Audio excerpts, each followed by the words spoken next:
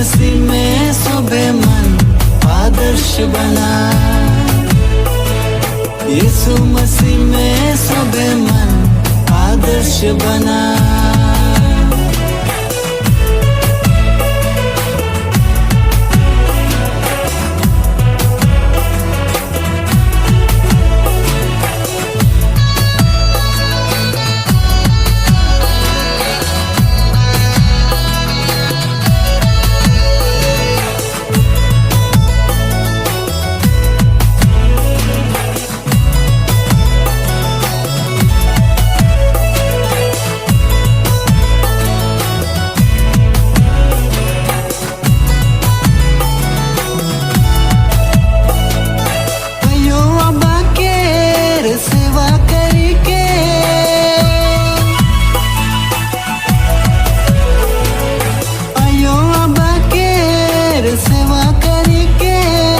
यीशु मसीह में आदर्श बना।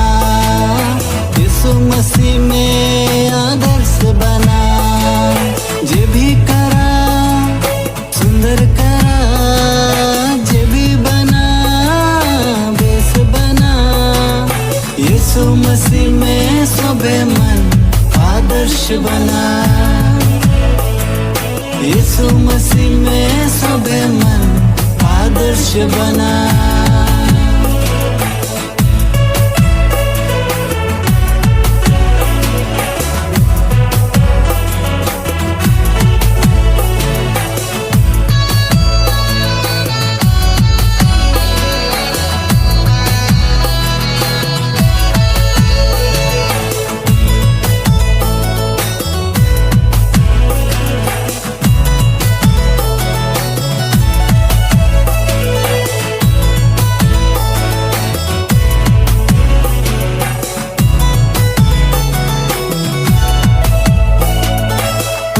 अपन बोली और चाल चलन के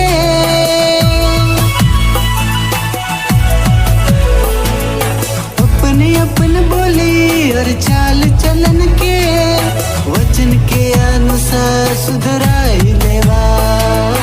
वचन के अनुसार बनाई लेवा।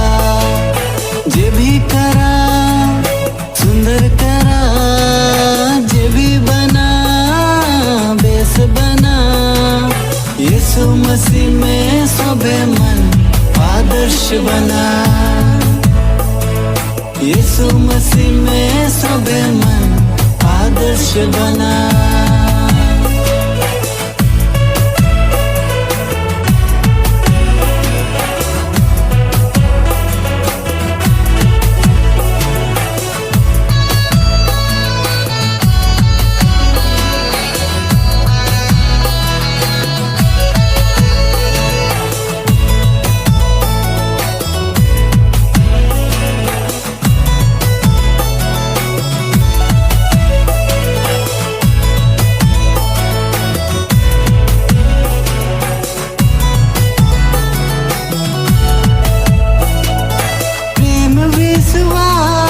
पवित्रता में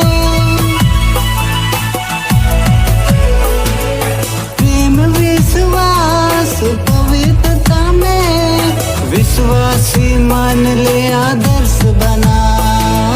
विश्वासी मान ले आदर्श बना। जे भी करा सुंदर करा, जे भी बना बेस बना। यीशु मसीह में शोभे मन आदर्श बना।